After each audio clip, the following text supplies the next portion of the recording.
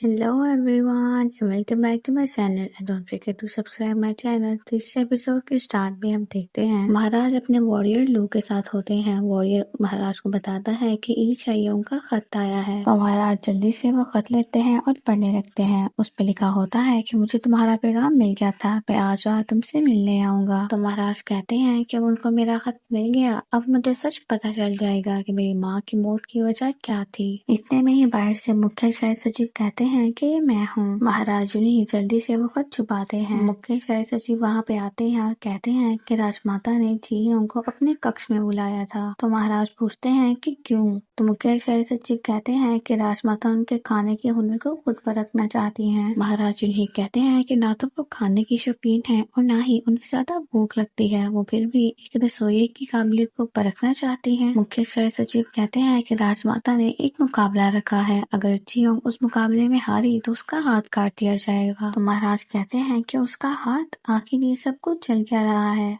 तो मुख्य शाही सचिव कहते हैं कि उस वक्त वहाँ पर ज्योति शाही सखी भी मौजूद थी। फिर हमें मुकाबले की जगह को दिखाया जाता है जहाँ पर राजमाता चारों सखी के साथ बैठी होती हैं और दोनों बावर्ची भी वहाँ पर होते हैं जियोंग के साथ। ज्योति शाही सखी सोचने लगती है कि तुम चाहे जितनी भी मेहनत कर लो लेकिन उसका कोई फायदा नहीं होगा। राजमाता को खाने से कोई लेना देना नहीं है, उनको सिर्फ एक ही चीज पसंद है और है बावर्ची मैंग की बनाई हुई रोटी। फिर इतने में ही वहाँ पर महाराज के आने का ऐलान किया जाता है। महाराज के वहाँ आते ही राजमाता भी महाराज के पास आ जाती हैं। तो महाराज उनसे पूछते हैं कि आपकी तबीयत तो ठीक है ना। राजमाता महाराज उन्हीं से कहती हैं कि काफी टाइम हो गया है मुझे आपसे मिले हुए। आपने डैन को मुख्य शाही रसोइया बनाया है तो मैंने सोचा कि एक मुकाबला तो होना चाहिए, तो क्या आप ये मुकाबला मेरे साथ देखना चाहेंगे। तो महाराज कहते हैं कि जी, और मैंने सुना है कि आपने ये मुकाबला इसलिए रखा है ताकि आप इसके हाथ काट सकें। राजमाता कहती है कि लगता है कि महाराज को डैन की बहुत चिंता है,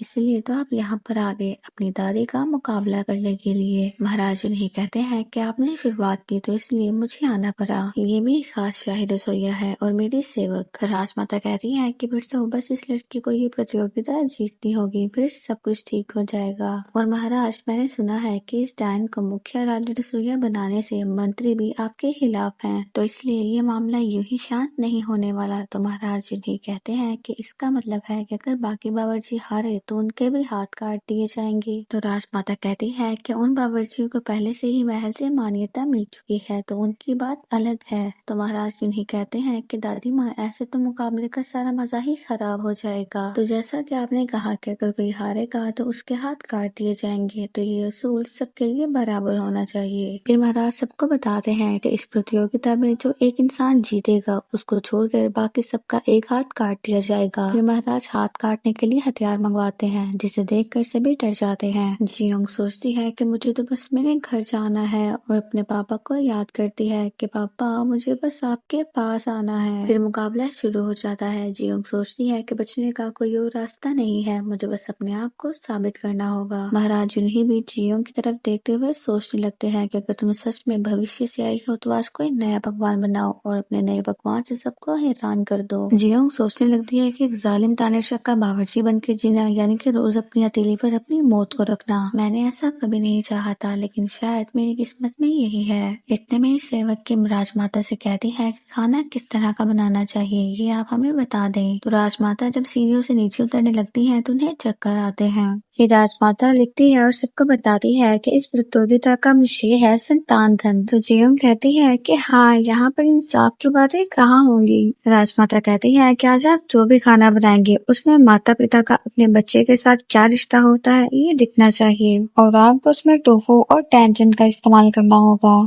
फिर उन्हें खाना बनाने के लिए 1 घंटे का वक्त दे दिया जाता है। जियोंग सोचती है कि शाही खाना बनाकर मैं तो इन्हें कभी भी नहीं हरा सकती और फिर सोचने लगती है कि टोफू और टेंशन का इस्तेमाल करते हुए वो कौन सी डिश बना सकती है। इतने में ही जियोंग को याद आता है कि जब उसके पापा ने टेंशन पास्ता बनाया था, जियोंग को वो बहुत ज्यादा पसंद भी आया था और उसने अपने पापा की तारीफ भी की थी। तो जियोंग कहती है कि ठीक है, अब मैं टेंशन पास्ता ही बनाऊंगी जो पापा अक्सर बनाया करते थे और अपनी काबिलियत में मैं राजमाता को दिखा दूंगी। जियोंग महाराज यूनी को भी देख रही होती है तो महाराज सोचते हैं कि डाइंग कोई भी गलती मत करना वरना तुम्हें कोई भी नहीं बचा पाएगा। महाराज हंस रहे होते हैं तो जियोंग सोचने लगती है कि आखिर ये हंस क्यों रहा है। फिर वो तीनों भागते हुए अपनी सामग्री लेने जाते हैं। राजमाता महाराज से कहती है कि महाराज आपको शायद निराशा होगी लेकिन शायद आपको डाइंग कुछ ज्यादा ही पसंद आ गई है। तो महाराज कहते हैं कि नदी की गहराई हमें तभी पता चलती है जब हम उसमें उतर कर नदी को पार करते हैं। तो अब ये तो आखिर में ही पता चलेगा कि किसकी किस्मत किसका साथ देती है। राजमाता कहती है कि महाराज आपको ये जानना चाहिए इन दिनों में काफी थका थका महसूस कर रही हूँ और मैं कमजोर भी हो गई हूँ। तो महाराज कहते हैं कि दादी सभी जानते हैं कि आप खाने के मामले में नखरे करने में बहुत मशहूर है और शायद यही वजह है। तो चलिए ये तो इस मुकाबले को और भी इंटरेस्टिंग बनाती है। अब मैं देखना चाहूंगा कि मेरी मुख्य राजर्षिया अपने खाने से आपका पेट भर पाती है या फिर नहीं। महाराज सोचते हैं कि मैंने तो इसकी बहुत ठान रखी थी लेकिन उसने तो मेरी जिंदगी ही बदल दी। तो राजमाता कहती है कि जी हाँ महाराज ये तो वक्त ही बताएगा। और सोचने लगती है कि देखते हैं महाराज जैसा आप सोचते हैं वैसा होता है या फिर नहीं। ज्योतिष की सोचती है कि महाराज मुझे उस टाइम का हाथ नहीं काटना बल्कि मुझे तो आपका दिल जीतना है। फिर हमें तीनों बावर्चियों को दिखाया जाता है जो अपने लिए सामग्री निकाल रहे होते हैं। बावर्ची मैंग और बावर्ची इम दोनों ही सामान बहुत ज्यादा लेने लगते हैं और जियोंग को सबसे लास्ट पे और सबसे थोड़ा सामान मिलता है। फिर वो सभी बाकी अपनी डिशेज के हिसाब से अपना सामान लेते हैं। जियोंग कहती है कि टूटा फूटा टोफू तो ठीक है लेकिन इतने थोड़े से टेंशन का मैं क्या करूंगी। आखिर ये कितने घटिया लोग हैं अब मैं क्या करूँ। इतने में उसकी नजर पालक पे पड़ती है तो जियोंग कहती है कि पालक अब अच्छी रहेगी और ये दादी माँ की सेहत के लिए भी अच्छा है। इतने में ही वहाँ पर बोंग से कहा जाता है और कहता है कि तुम अभी तक यहाँ हो बाकी वो बच्चे तो राजमाता के महल के सामने पहुँच चुके हैं। तो जियोंग कहती है कि जी हाँ मैं भी बस जाने वाली हूँ लेकिन क्या मुझे कहीं से थोड़ा सा टेंशन मिल सकता है। तो बोंगसिक कहते हैं कि बावर्ची खाने के मटके में क्या टेंशन नहीं भरा हुआ। तो जियोंग कहती है कि दोनों बावर्ची वहाँ से वो सारा टेंशन ले गए हैं।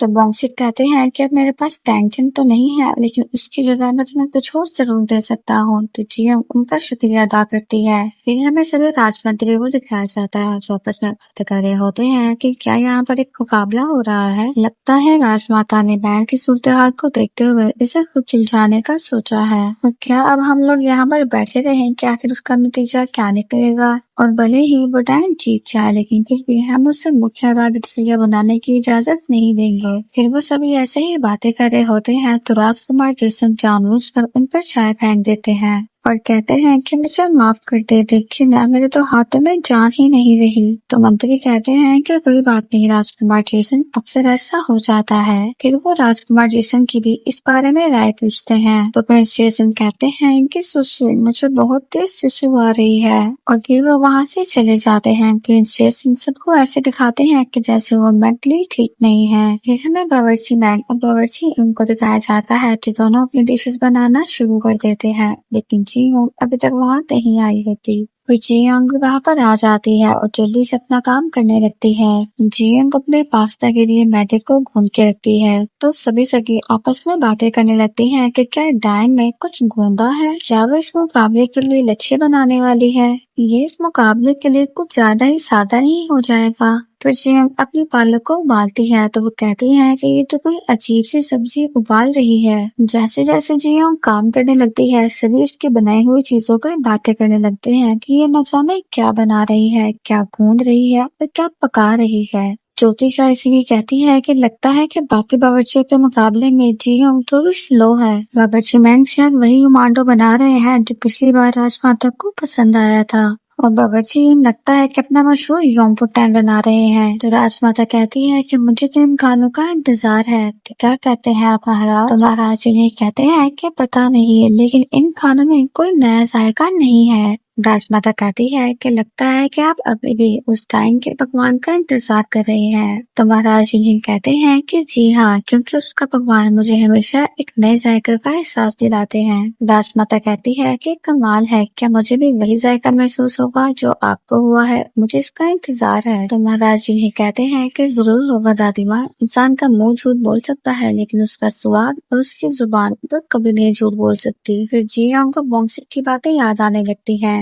बोंगसिक कहते हैं कि राजमाता के खाने के मामले में शुरू से ही बहुत नखरे हैं और मैंने सुना है कि जब राजमाता महल में आई थी तो वो कुछ भी खाना नहीं खाती थी क्योंकि उनको अपनी माँ की बहुत याद आती थी। जियोंग कहती है तो वो खाने के मामले में नखरे दिखाती है। बॉम्सी कहता है कि राजमाता ने आखिरी दफा अपनी माँ के हाथ का जो खाया था वो सियोंग नदी के टेंशन का बना हुआ शोरबा था और उन्होंने चावल को उस शोरबे में डुबो के खाए और वो तब से ही कहती है कि वो वाला टेंशन शोरबा बहुत ज्यादा स्वादिष्ट था और शायद उन्हें वो आज तक याद आता है। उस टेंशन शोरबे में ताजगी भरा उमामी स्वाद था। बावर्चियों ने उस तरह का टेंशन शोरबा बनाने की बहुत कोशिश की लेकिन राजमाता ने हमेशा कहा कि ये उस जैसा नहीं है।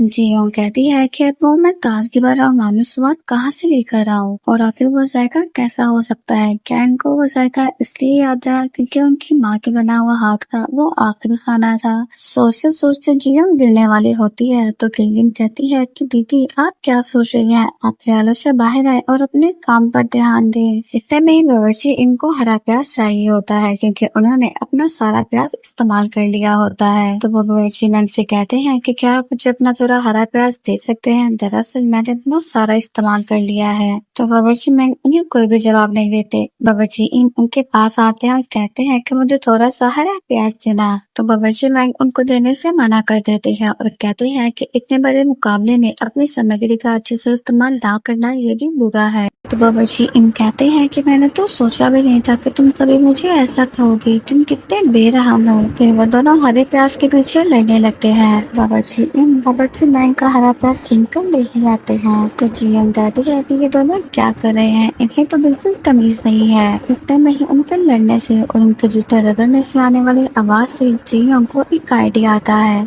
जियोंग जल्दी से महल से जाने लगती है तो सेवक उसे पकड़ लेती हैं। तो जियोंग कहती है कि ये तुम लोग क्या कर रही हो, मुझे जाने दो, मुझे एक जरूरी सामग्री चाहिए और मुझे वो लेकर आनी है। फिर वो जियोंग को राजमाता के सामने लेकर आते हैं। राजमाता कहती है कि ये क्या हो रहा है। जियोंग कहती है कि मुझे एक जरूरी सामान चाहिए तो आप प्लीज मुझे बाहर जाने दें। तो राजमाता कहती है कि ये तुम क्या बहाना बना रही हो, वापस अपनी जगह पर जाओ। महाराज जियोंग से पूछती है कि तुम्हें कौन सी सामग्री चाहिए। इतने में छोटी सखी कहती है कि बीच में बोलने के लिए मैं माजरत चाहूंगी लेकिन ऐसा करने की इजाजत नहीं है। पहले कहना मुश्किल था कि पकवान क्या बन रहे हैं लेकिन अब जब बाकी बावर्ची के पकवान मुकम्मल होने को आ रहे हैं तो अब ये बीच में अपनी सामग्री बदलना चाहती है। इसे पता है कि ये बाकी रसोइयों का मुकाबला नहीं कर सकती तो इसलिए अब ये बीच में अपना पकवान बदलने की कोशिश कर रही है। जियोंग कहती है कि पकवान बस समय के अंदर पूरा होना चाहिए था, किसी ने ये नहीं कहा था कि आप दोबारा से सामग्री नहीं ला सकते। छोटी सखी कहती है कि चाहे ये पहले नहीं कहा था लेकिन अब डैन बावर्ची जानती है कि बाकी सब क्या बना रहे हैं तो इसे इस तरह से सामग्री लाने देना ये ठीक नहीं होगा। जियोंग कहती है कि ये सच है कि मैंने पकवान बदलने के बारे में सोचा लेकिन वजह वो बिल्कुल नहीं है जो आप सोच रही हैं। अपने पकवान को बीच में बदलना बहुत ज्यादा मुश्किल है और मैं जो मांग रही हूँ वो तो कुछ भी नहीं है। अब देखिए मेरा समय निकला जा रहा है तो मुझे जाने दें। तो राजमाता कहती है कि ये तुम्हारी गलती है, तुम अपना सामान पूरा नहीं लेकर आई। तो महाराज उन्हें कहते हैं कि देखिए दादी माँ, मैं मानता हूँ कि ज्योतिषाई सभी ने जो कहा है वो ठीक है लेकिन कहीं पर भी ऐसा असूल नहीं था कि आप सामग्री दोबारा नहीं ला सकते। आप इसे और सामग्री लाने दीजिए और अगर ये फिर भी हार जाए तो आप इसके दोनों हाथ काट दें। जियोंग सोचने लगती है कि ये पागल साइको है क्या, कुछ भी बोले जा रहा है, ये तो मेरा दिमाग खराब कर रहा है। इतने में एक ज्योतिषाई से कहती है कि ये तो बहुत अच्छा सुझाव है महाराज। तो राजमाता कहती है कि ठीक है मुझे मंजूर है लेकिन अगर तुम्हारा इरादा मेरा मान करने का था तुम्हारा सर भी कलम किया जा सकता है। तो जियोंग कहती है कि ठीक है मैं समझ गई और सोचने लगती है कि वैसे दादी माँ चाहे हार हो या जीत मेरा तो एंड ही है। जियोंग अभी जाने लगती है तो देखती है कि 45 मिनट गुजर चुके हैं। तो जियोंग सोचती है कि मेरे पास तो टाइम ही नहीं है, अगर मैं अब यहाँ से गई तो मैं अपना खाना मुकम्मल नहीं कर पाऊंगी।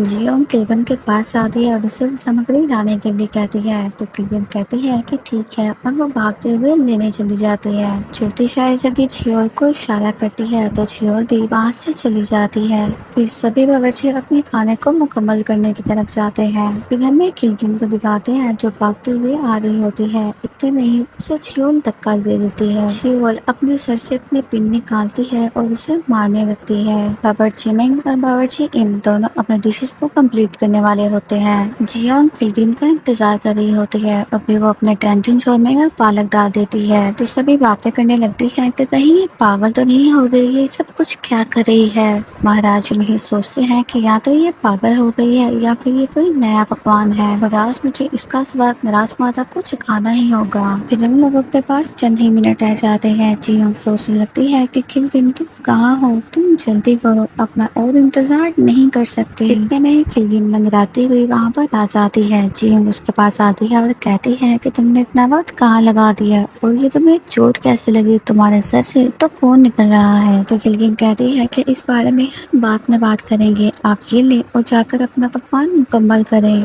तो जियोंग खिलजिन से मंगवाई हुई सामग्री अपने शोरबे में डालती है। तो राजमाता कहती है कि उस डाइन ने अभी अंदर क्या मिलाया। तो सेवा कहती है कि माफ कीजिएगा राजमाता, लेकिन इस बारे में मैं नहीं जानती। राजमाता कहती है कि इसने भी थोड़ी देर पहले ही टैंजिन शोरबे में पारक डाली है, तो क्या ये तरीका पहले कभी इस्तेमाल हुआ है। तो सेवा कहती है कि मैं नहीं जानती, मैंने इसे ऐसा बनाने का तरीका पहले कभी नहीं देखा। ज्योतिष सखी कहती है कि जरा सोचिए, अगर उसको खाने से सभी बीमार हो गए तो दूसरी सखी कहती है कि पालक खाने से कोई बीमार कैसे हो सकता है, क्या आप कैसी बातें कर रही हैं। तो सेवा कहती है कि असल में मैंने इस चीज को ऐसे उबालते हुए और फिर मसाले लगाते हुए नहीं देखा है, तो मैं इस बारे में कुछ नहीं कह सकती। राजमाता कहती है कि मैं ऐसा खाना कैसे खा सकती हूँ। तो सेवा कहती है कि फिर क्या मैं उसे खाना बनाने से रोक दूँ। इतने में ही महाराज गुस्से से टेबल पर हाथ मारते हैं तो सभी महाराज की तरफ देखने लगते हैं। महाराज कहते हैं कि आखिर आप ये कैसी गुस्ताखी कर रही हैं, उसे मुख्य राज रसोइया बनाने का आदेश मैंने दिया था। तो सेवक कहती है कि शांत हो जाइए, मैं तो बस उपाय दे रही थी महाराज। तो राजमाता महाराज से कहती है कि उसकी सारी बातें बस शाही असूलों की थी, वो आपकी शान में कोई गुस्ताखी नहीं करना चाह रही थी, तो कृपया आप शांत हो जाइए। तो महाराज हंसने लगते हैं और कहते हैं कि शाही नियम, ये मुकाबला मैंने इसलिए रखा ताकि आप सबको मुख्य शाही रसोइये के बारे में पता चल जाए। इससे मैं महाराज में अपनी शान में गुस्ताखी भी मान सकता हूँ, क्योंकि इसे मुख्य राज रसोइया मेरे आदेश पर बनाया गया था। मैं जानता था कि पहले ऐसा कभी नहीं हुआ है, इसलिए मैंने आप सबकी चिंता को समझा और मैंने इस मुकाबले के लिए हामी भरी। और अभी आप सभी चाहते हैं कि उसे पकवान बनाने से रोक दिया जाए क्योंकि वे एक अनजान पकवान बना रही है। तो राजमाता कहती है कि महाराज आप शांत हो जाइए। तो जैसा कि महाराज ने कहा कि ऐसा कोई भी असूल नहीं है कि डायन को पकवान बनाने से रोक दिया जाए, लेकिन मैं बस चाहती हूँ कि इस बात को कोई भी गलत ना समझे। और फिर महाराज से कहती है कि मैंने आपकी बात मान ली है महाराज, तो चलिए अब हम पकवान चख कर ही इसका फैसला करते हैं। महाराज कहते हैं कि मैं जानता था इस मुकाबले को रोकने की वजह सिर्फ यही है ताकि मुख्य राज रसोइया को उसके पद से हटा दिया जाए, जिसे मैंने मुख्य राज रसोइया बनाया था, और अब तुम बस अपने समय पर ही अपने पकवान को पूरा कर लो।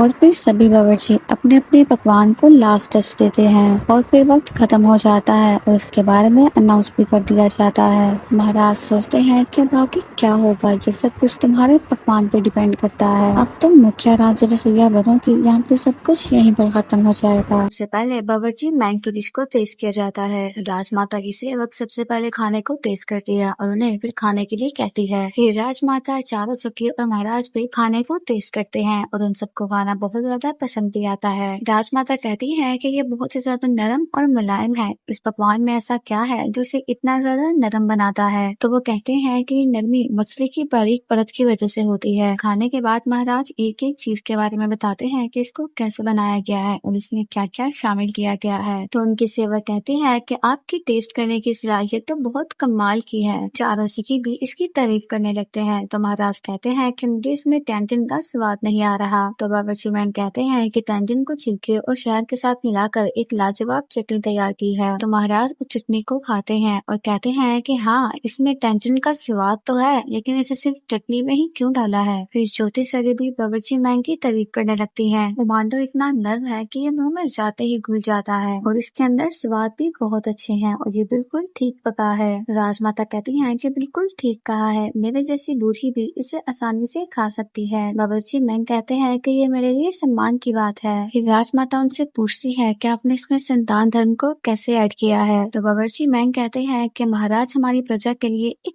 बाप के समान है, तो मैंने इसी सल्तनत की सामग्री से इसको तैयार किया है। फिर अगर यही सबसे अच्छी संतान धर्म की मिसाल नहीं है तो फिर बताइए क्या है। तो राजमाता कहती है कि अच्छा जवाब दिया। ज्योतिषाई सगी कहती है कि बहुत ही अक्लमंदी वाला जवाब है। तो महाराज कहते हैं कि अगर ऐसा ही है तो ये असूल सौ प्रजा की सामग्री से बनने वाले हर खाने पर लागू होता है। फिर इसके बाद बावर्ची इनके खाने की बारी आती है। राजमाता उनसे कहती है कि क्या ये टोफू यूपटैन है। तो बावर्ची इन कहते हैं कि जी हाँ, मैंने देखा था पिछली दावत में आपको ये बहुत पसंद आया था, तो मैंने इस बार इसको और ज्यादा अच्छा बनाने का सोचा है। तो मैंने इसको पहले से ज्यादा बेहतर बनाया है। इसके बाद सेवक इस खाने को चेक करती है और उन सबको खाने के लिए इशारा करती है। फिर वहाँ बैठे सभी लोग उस खाने को चेक करते हैं। राजमाता कहती है कि इस टोफू का स्वाद सादा है, तो क्या इसका सादा स्वाद किसी वजह की वजह से है। बावर्ची इन कहते हैं कि मैंने इस टोफू के अंदर बकरी की जगह मुर्गी का मांस भरा है, जिससे इसकी चिकनाई थोड़ी कम हो गई है। फिर महाराज बावर्ची इन से कहते हैं कि तुमने ये टोफू किस तरह बनाया है। तो बावर्ची इन उनको अपने बताने का सारा तरीका बताते हैं। तो महाराज कहते हैं कि आपने जो शोरबा बनाया है टोफू उसके साथ बहुत अच्छा लग रहा है, और आपने इसमें जो मुख्तलिफ तरह के मशरूम डाले हैं वो भी अच्छे लग रहे हैं। तो बावर्ची इन महाराज का शुक्रिया अदा करते हैं। फिर राजमाता बावर्ची इन से भी संतान धर्म के बारे में पूछती हैं। तो बावर्ची इन कहते हैं कि उन्होंने ये पकवान इसलिए बनाया है ताकि घर के सभी लोग इसे एक साथ बैठकर खा सकें। तो राजमाता कहती हैं कि ये वाकई में ऐसा खाना लगता है जिसे माता पिता और बच्चे एक साथ बैठकर खा सकें। तो पहली सगी कहती है कि जी हाँ राजमाता, आपने बिल्कुल सही कहा, मुझे तो आपकी पहली दावत याद आ गई, लेकिन इस बार का टोफू उस बार से ज्यादा अच्छा है। तो महाराज कहते हैं कि इस पकवान में तुमने संतान धर्म में माता पिता की सेवा का भाव डाला है। तो बावर्ची इन डरते हुए कहते हैं कि जी महाराज, आपने सही कहा। तो महाराज उन्हें भी नाक का इशारा करते हैं। फिर इसके बाद जियों के खाने की बारी आ जाती है। महाराज भी जियों के बनाए हुए डिश को देखते हैं और कहते हैं कि ये तो बस एक शोरबा है। जियों सोचती है कि ये क्या बोल रहा है, मुझे लगा था कि ये मुझे स्पोर्ट करेगा।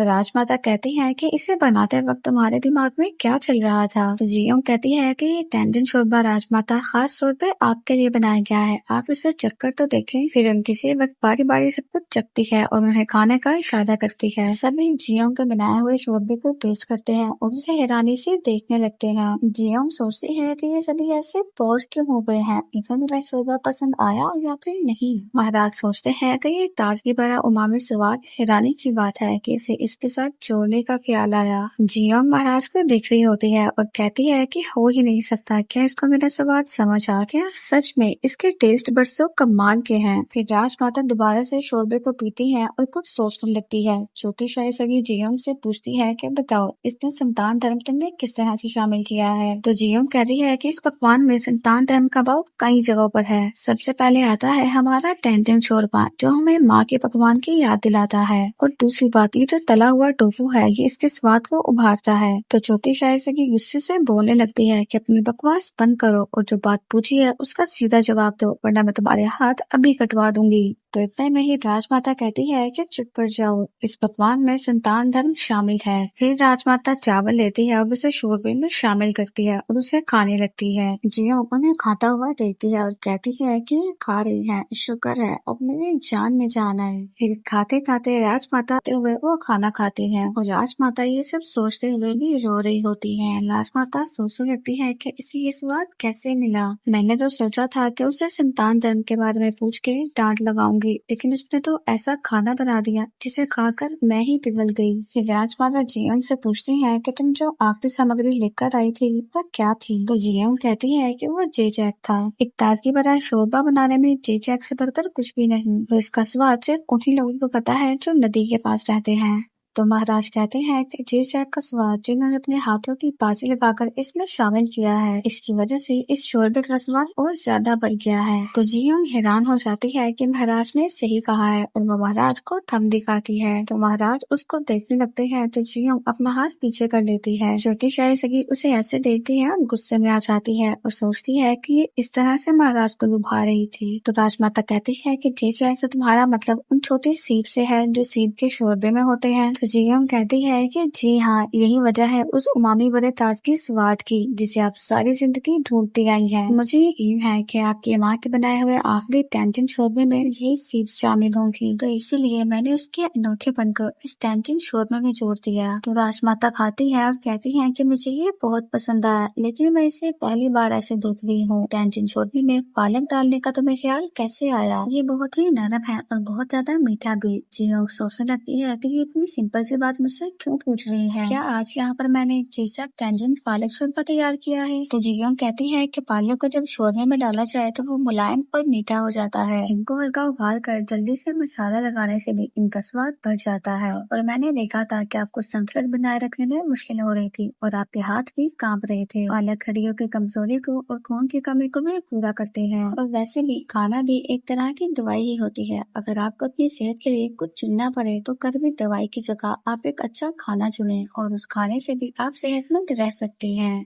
तो सभी जियों की बात से इम्प्रेस भी हो जाती हैं। तो राजमाता कहती है कि तुम बहुत ही समझदार और अच्छी सोच रखती हो। तो राजमाता कहती है कि अब मैं तुम्हारी काबिलियत पे और शक नहीं करूंगी, लेकिन क्या तुम मेरे लिए दोबारा ऐसा खाना बना पाओगी? तो जियों कहती है कि जी मैं जरूर बनाऊंगी। फिर महाराज जी कहते हैं कि लगता है कि आपने भी चीज़ तय कर लिया है। और फिर इसके बाद राजमाता अनाउंस करती है कि आज का मुकाबला जियोंग ने जीता है। खिलजिन भी बहुत ज्यादा खुश हो जाती है। जियोंग सोचती है कि मैं जीत गई, मैं बच गई पापा, मैं बच गई। और फिर राजमाता जियोंग के पकवान की बहुत ज्यादा तारीफ करती हैं और कहती हैं कि ये पकवान मेरे दिल को छू गया। और फिर महाराज भी अनाउंस करके बताते हैं कि आज से हमारे मुख्य शाही रसोइया है जियोंग। राजमाता कहती हैं कि आप सबने बहुत मेहनत की है, आप सबने बहुत अच्छा काम किया है। तो जैसे ही वो सब वहाँ से जाने लगते हैं तो महाराज कहते हैं कि अब सजा देने का वक्त आ गया है। फिर चौथी शाही सगी वहाँ से चली जाती है। महाराज कहते हैं कि जो मुकाबला हारे हैं उन्हें सजा के मुकाम पर लेके आया जाए। महाराज के सिपाही आते हैं और उन दोनों को चाकू के पास बिठा देते हैं। जियोंग कहती है कि क्या सच में ऐसा होता है? और फिर उनके हाथ चाकू के नीचे रख दिए जाते हैं। महाराज के सिपाही चाकू उठा लेते हैं। जैसे ही महाराज उनको काटने का इशारा करने वाले होते हैं तो जियोंग कहती है कि रुक जा। तो महाराज कहते हैं कि बीच में बोलने की गुस्ताखी की तुमने? तो जियोंग कहती है कि मुझे माफ कर दे महाराज, लेकिन अगर आप इन दोनों रसोइयों के हाथ काट देंगे तो ये मुकाबला बेकार चला जाएगा। और क्या आप ऐसा चाहते हैं? तो महाराज कहते हैं कि आखिर तुम ये क्या बकवास कर रही हो? अब मैंने वादा किया है तो निभाना पड़ेगा। महाराज फिर से इशारा करने वाले होते हैं तो जियोंग कहती है कि रुक जाइए, आज के मुकाबले का विषय था संतान धर्म। महाराज उन्हें कहते हैं कि मैं तुम्हें आखिरी बार कह रहा हूँ, तुम पीछे हट जाओ। जियोंग कहती है कि महाराज राजमाता आज तक इन दोनों रसोइयों का बनाया हुआ खाना ही खाती आई है और इन्हीं की वजह से उनकी सेहत भी अच्छी है। और फिर इन दोनों रसोइयों के हाथ काटना क्या राजमाता के प्रति संतान धर्म का अपमान नहीं होगा? महाराज इन्हें कहते हैं कि गुस्ताखी माफ नहीं होगी। मैंने तुझे जिंदा रखा क्योंकि तू एक अच्छी बावर्ची है और अब तुम मुझे ही हुक्म दे रही है। क्या तू आज ही मरना चाहती है? तो जियोंग कहती है कि मैं जिंदा रहना चाहती हूँ और ये दोनों बावर्ची भी जिंदा रहना चाहते हैं। किसी बावर्ची के हाथ काट देना उसे मार देने के मुकाबले होते हैं। हम तो एक अच्छे बावर्ची बनने के मुकाबले में निकले थे, ये मौत का मुकाबला कैसे बन गया महाराज? तो महाराज जियोंग से कहते हैं कि अपना मुंह बंद रख और दोबारा से अपने सिपाहियों को इशारा करने वाले होते हैं। इतने में राजमाता कहती है कि महाराज जियोंग सही कह रही है, आप इन दोनों बावर्चियों को माफ कर दें। शुरू से ही ये मेरी गलती की वजह से हुआ है कि मैं आपके मन को सही से समझ नहीं पाई। अगर मैं सच कहूँ तो मुझे बुरा लगता था कि आपको हिरन से नफरत है क्योंकि स्वर्गीय राजा को हिरन बहुत पसंद थी और इसीलिए आप हिरन का शिकार किया करते थे। लेकिन मुझे हाल ही में पता चला कि जियोंग ने अनजाने में आपको हिरन का मांस परोस दिया और इसीलिए मैंने इस मुकाबले का विषय संतान धर्म रखा था। तो जियोंग सोचने लगती है कि अच्छा तो फिर ये कहानी है, ये इंसान तो एक बहुत ही मुख्तलिफ इंसान है। कोई भी इंसान अपने पिता से नफरत तो कर सकता है लेकिन इतनी नहीं। राजमाता कहती हैं कि जियोंग जो अभी अभी हमारे मुख्य राज्य रसोइया बनी हैं, उन्होंने मुझे असल में संतान धर्म का मतलब समझाया है, तो इसीलिए मैं समझ सकती हूँ कि आपको इससे इतना लगाव क्यों है। तो क्यों ना फिर हम आज इस बात को यहीं पर खत्म कर देते हैं। तो महाराज उन्हें कहते हैं कि एक मुकाबला होता है, हमें इनाम और सजा के बीच में में एक फर्क रखना चाहिए। तो राजमाता कहती है कि फिर इनके लिए यही सही होगा कि बावर्चियों के नीचे काम करे और उनसे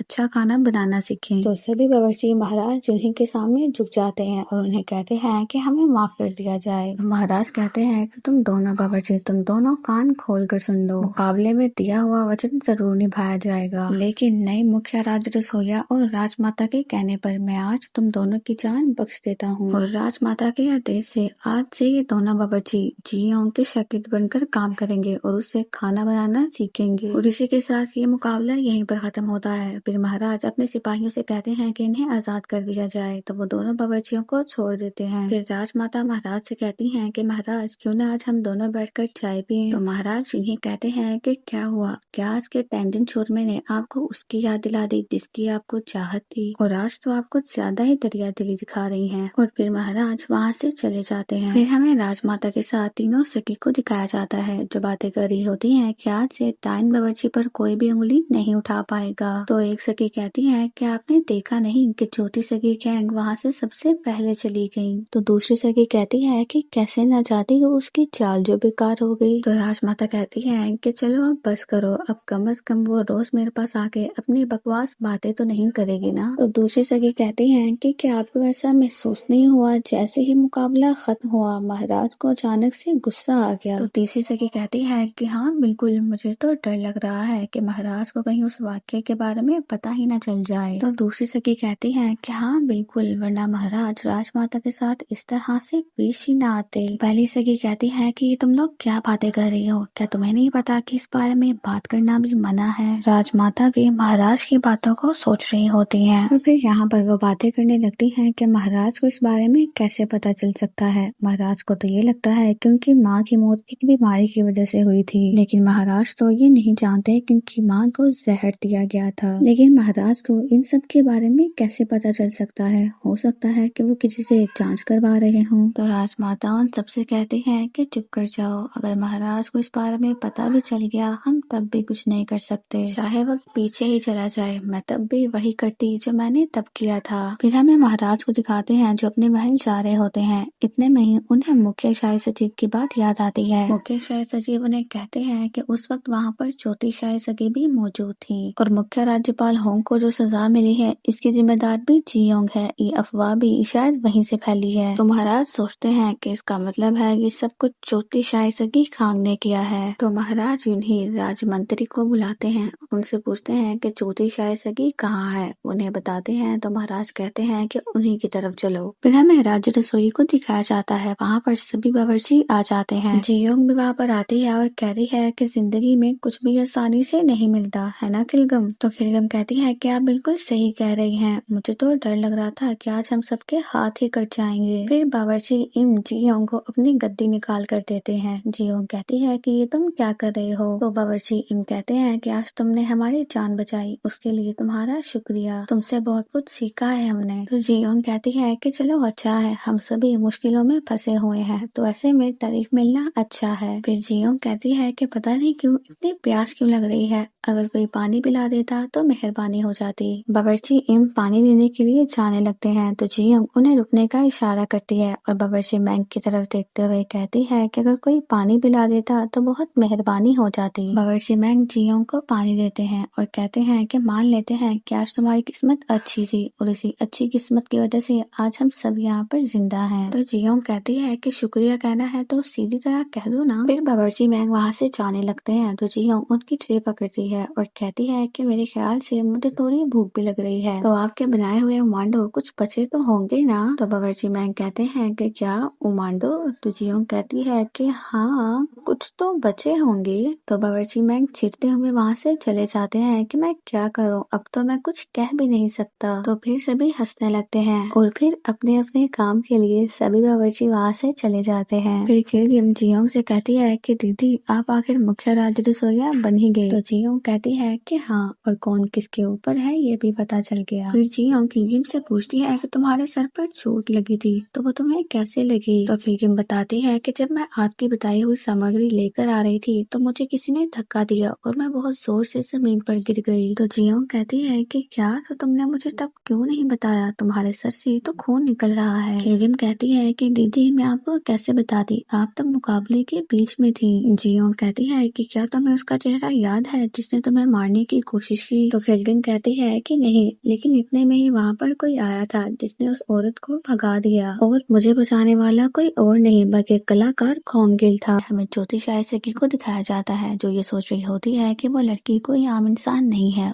उसे ऐसे ही छोड़ देना खतरा होगा और आगे जाके वो हमारे लिए कोई बड़ी मुसीबत बन सकती है। जियोल चौथी शायसगी से कहती है कि वो जरूर किसी के इशारे से आई है, वो जरूर किसी के लिए जासूसी कर रही होगी। तो चौथी शायसगी कहती है कि ये बात भी सच है कि उसे खाना बनाने की कला बहुत अच्छे से आती है, महाराज उसे यूं ही पसंद नहीं करते। तो जियोल कहती है कि उसे चुपके से हम उठा लेते हैं और उसे आके कहीं बेच देते हैं। चौथी शायसगी कहती है कि हम जल्दबाजी में फैसला नहीं कर सकते, अभी उसकी किस्मत उसके साथ है, हमें एक बहुत बड़ा जाल बिछाना पड़ेगा। तो जियोल कहती है कि मैं समझी नहीं। कितने में वहाँ पर महाराज के आने के बारे में ऐलान किया जाता है तो जियोल वहाँ से चली जाती है। महाराज जिन्हीं अंदर आते हैं और चौथी शायसगी से पूछते हैं कि आप ठीक तो है ना। तो चौथी शायसगी कहती है कि महाराज आपको मेरे बारे में चिंता हो रही थी, मैं वहाँ से जल्दी इसलिए आ गई क्योंकि मेरे सर में और दर्द हो रहा था। तो महाराज कहते हैं कि मैंने सुना है कि आज का मुकाबला आपने करवाया है और तो और मैंने जियोंग की वजह से राज्यपाल होंग को निर्वासित किया है, ये अफवाह भी यहीं से फैली है। तो चौथी शायसगी घबरा जाती है और उन्हें समझ नहीं आती कि वो क्या कहें। फिर हमें महल के बाहर दिखाते हैं जहाँ पर मुखिया शाही सचिव भी मौजूद होते हैं और मुखिया शाही सचिव खुश हो रहे होते हैं। फिर महाराज चौथी शायसगी से पूछते हैं कि आपने ऐसा क्यों किया और गुस्से से चिल्लाते हैं कि मुझे बताएं, मुझे जवाब दें, आपने ऐसा क्यों किया। मेरी बनाई गई मुख्य राज्य रसोइये को आपने हटाने की कोशिश की है, ये महाराज के किए गए फैसले को ललकारना है, ये आप अच्छी तरह से जानती है ना। तो चौथी शायसगी कहती है कि क्या आप सच में उस डैन की तरफदारी कर रहे हैं, आपने अपनी माँ की मौत की वजह जानने के लिए न जाने कितनी रातें बिना सोए बताई हैं, और क्या आप भूल गए हैं जब आपकी माँ की मौत हुई थी और आपने अपनी माँ की मौत का बदला लेने के लिए कसम खाई थी, उसका क्या हुआ।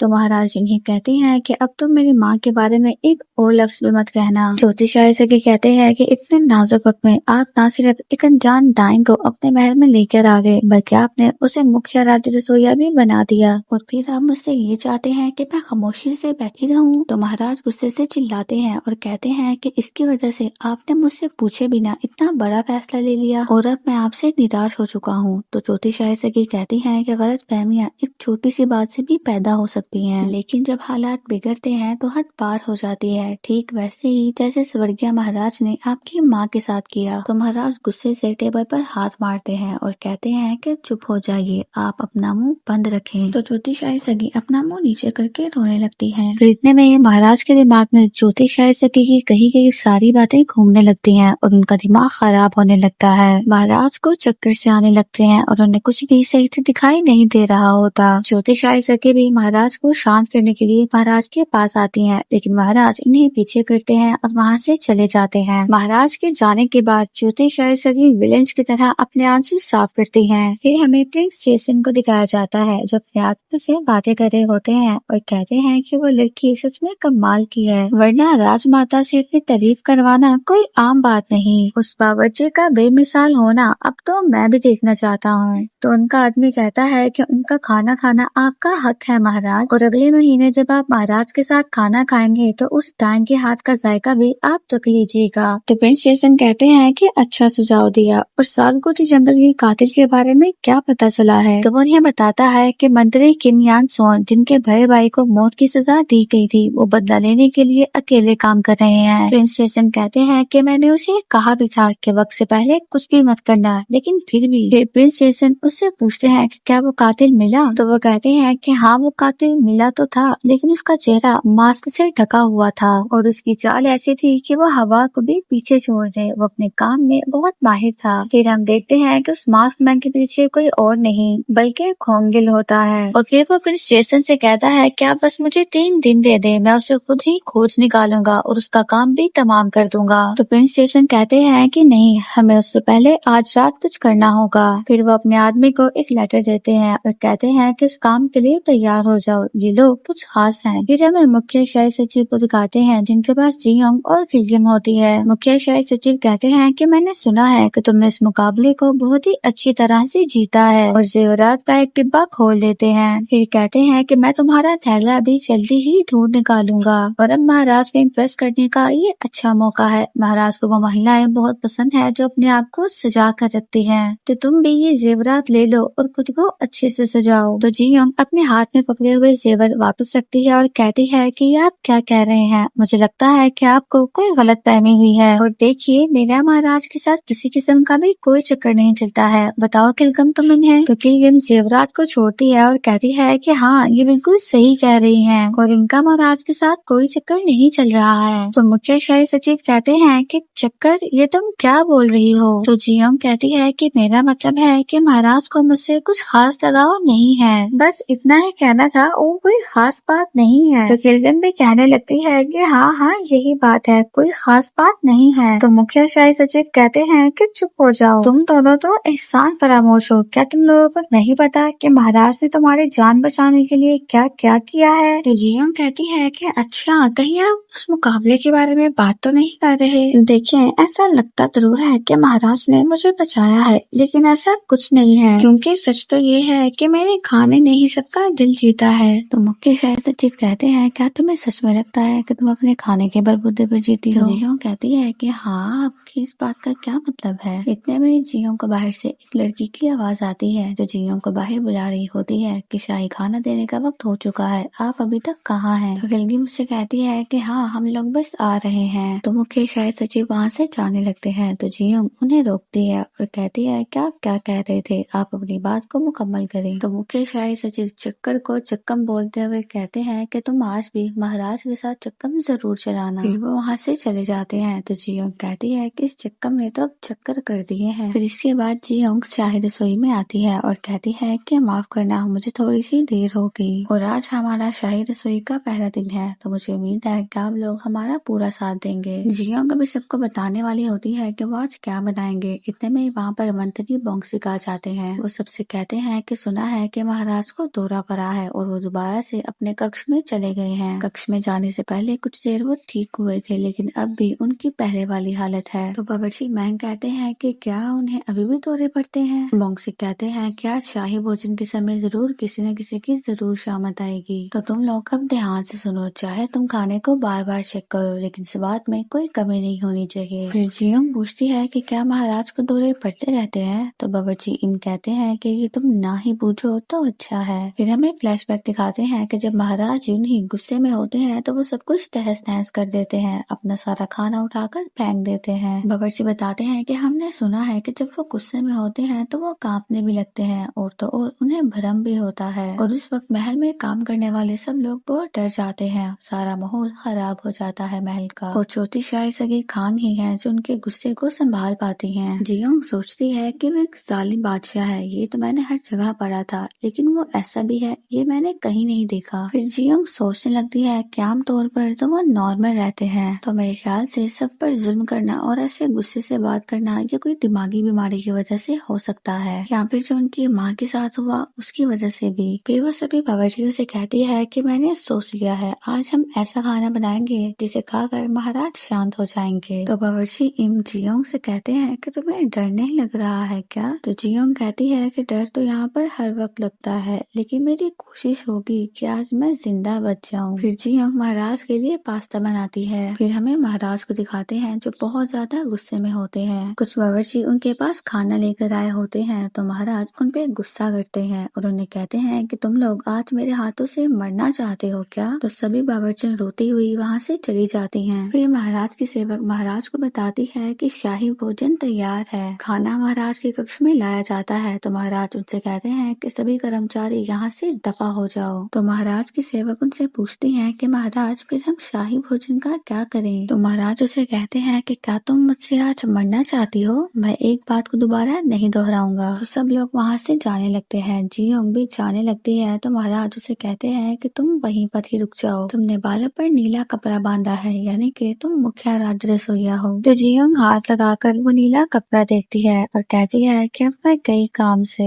तो तो जियोंग हंसते और रोते एक साथ ही कहती है कि जी महाराज। तो महाराज जिन्हें कहते हैं कि तुम यहीं पर रुकना, और जियोंग को छोड़कर वहाँ से सभी चले जाते हैं। फिर महाराज अपनी जगह पर जाकर बैठते हैं और जियोंग से पूछते हैं कि चलो बताओ तुमने आज के शाही खाने में क्या बनाया है। फिर महाराज खाना देखते हैं और कहते हैं कि क्या ये लच्छे हैं। तो जियोंग कहती है कि महाराज आज के खाने में है आपके लिए टेंजिन पास्ता। और फिर जियोंग अपने खाने को पूरी तरह से एक्सप्लेन करती है। तो महाराज कहते हैं कि तुम मेरा मजाक बना रही हो क्या? दिन में भी मैंने टेंजिन ही खाया था और अभी भी तुम टेंजिन से ही खाना बनाकर लाई हो। जियोंग सोचने लगती है कि अभी तो ये किसी और ही मूड में है, प्रतियोगिता के वक्त तो ये ठीक लग रहा था। तो महाराज से कहती है कि नहीं महाराज, ये खाना इटली का है, इसे पास्ता कहते हैं और पास्ता का मतलब होता है गूंदा हुआ आटा। अब आपको ये लग रहा होगा कि इसमें टेंजिन क्यों मिलाया गया है, लेकिन इसका स्वाद बिल्कुल अलग है। तो महाराज मुश्किल से बोलते हैं कि इटली का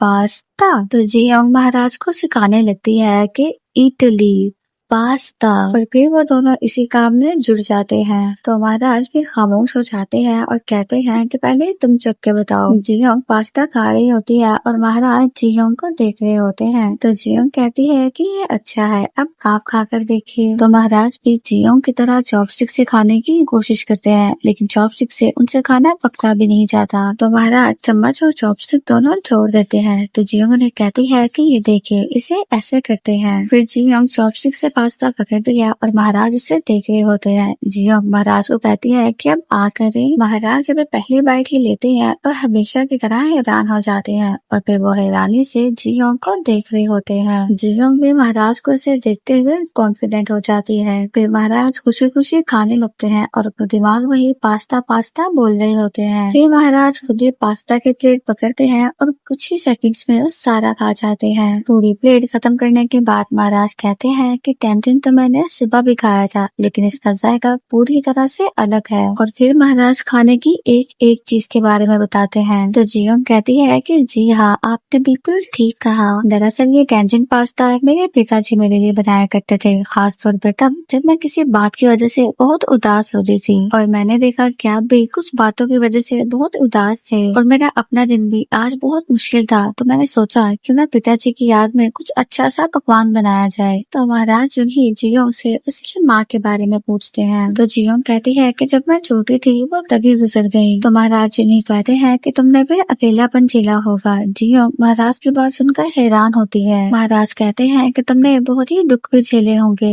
जियोंग सोचती है कि ये मुझे दिलासा दे रहा है, वो भी तब जब ये खुद बहुत ज्यादा उदास है। महाराज उन्हीं भी सोच रहे होते हैं कि तुम भी शायद मेरी तरह ही अकेली हो। फिर महाराज पूछते हैं कि तुम्हारे पिताजी अभी कहाँ है। तो जियोंग कहती है कि फिलहाल तो मेरे पिताजी मुझे कहीं न कहीं जरूर ढूंढ रहे होंगे। तो महाराज कहते हैं कि शायद उनको पता नहीं होगा कि तुम महल आ गई हो, अगर तुम कहो तो उन्हें कोई पैगाम पहुंचा दूं। तो जियोंग कहती है कि नहीं नहीं महाराज, और मैं आपको कितनी ही बार बता दूं, आपको मेरी बात पर यकीन नहीं आएगा, लेकिन मैं सच में भविष्य से आई हूँ। फिर जियोंग कहती है कि एक दफा मुझे मेरा बैग मिल जाए, फिर मैं सब कुछ साबित कर दूंगी। फिर महाराज सोचने लगते हैं जब उन्होंने जियोंग के बैग को पहाड़ी से नीचे फेंका था। महाराज कहते हैं क्या तुम उस थैले की बात कर रही हो जिसे मैंने पहाड़ी से नीचे फेंका था। तो जियोंग कहती है कि हाँ, उसके अंदर एक किताब है और उस किताब का नाम है मांगुन रोग। अगर आप लोग वो किताब देखते तो शायद आपको मेरी बात पर यकीन होता। तो महाराज उन्हीं जियोंग से पूछते हैं कि ये मांगुन रोग किस तरह की किताब है। तो जियोंग कहती है कि मुझे लगता है कि शायद उसी किताब ने मुझे इस युग में पहुंचा दिया है। तो महाराज उन्हीं कहते हैं कि किताब ने इस युग में पहुंचाया,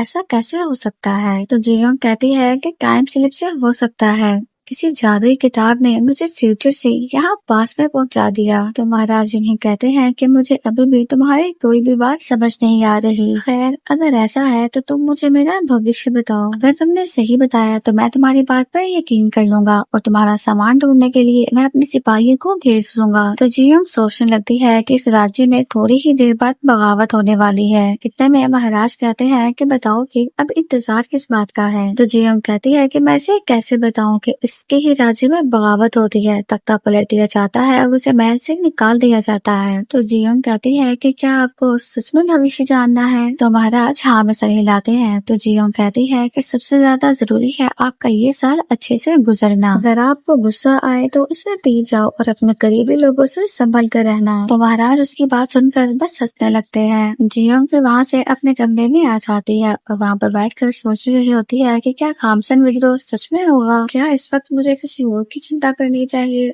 मैं क्या करूं? फिर हमें महाराज को दिखाते हैं जो अपने आज के पूरे दिन के बारे में अपनी डायरी में लिख रहे होते हैं। उसमें वो ये बात भी लिखते हैं कि आज वो ई चायोंग से मिलेंगे जिन्होंने बहुत साल पहले खत लिखा था और 20 साल पहले हुई कि उनकी माँ की मौत की वजह आज उनको पता चल जाएगी। तो और वो अपनी डायरी में जियोंग के फास्त को भी ऐड करते हैं। फिर अपनी बुक को बंद करते ही महाराज को जियोंग की बातें याद आती हैं जब वो बता रही होती है कि मेरे पास एक किताब है, उसका नाम है मांगन रोग। तो महाराज एक पेज पर मांगन रोग नाम लिखते हैं। जियोंग के मांगन रोग बुक का नाम भी चमकने लगता है। महाराज अपनी लिखी गई बुक पे मांगन रोग नाम लिख देते हैं, जिसकी वजह से जियोंग के बैग में मौजूद मांगन रोग बुक गायब हो जाती है। यानी कि अब कहानी एक नई तरह से लिखी जाएगी। इतने में ही महाराज के पास उनके वॉरियर लू आते हैं। महाराज उनसे पूछते हैं कि बताइए क्या हुआ? तो वो कहते हैं कि महाराज एक बुरी खबर है, ई चायोंग गायब हो गए हैं। तो महाराज कहते हैं कि क्या वो गायब हो गए हैं? तो वॉरियर लू कहते हैं कि हाँ, जो हमने वक्त तय किया था मैं उनका वहाँ पर इंतजार कर रहा था। जब देर वक्त गुजरने पर भी वो वहाँ पर ना आए तो मैंने आसपास की तलाशी लेना शुरू कर दी और फिर मैं एक जगह पर पहुंचा जहाँ पर चारों तरफ खून फैला हुआ था और फिर वो महाराज को ई चायोंग का मेडल देते हैं। तो महाराज कहते हैं कि इसका मतलब है कि हमसे पहले उन तक कोई हथियारा पहुंच गया है। फिर हमें फ्लैशबैक दिखाते हैं जब ई चायोंग हथियारों से लड़ रहे होते हैं। वो सभी मिलकर ई चायोंग को जख्मी करते हैं और उनके बैग से लेटर लेकर भाग जाते हैं। तो महाराज गुस्से में आ जाते हैं और कहते हैं कि ये नहीं हो सकता।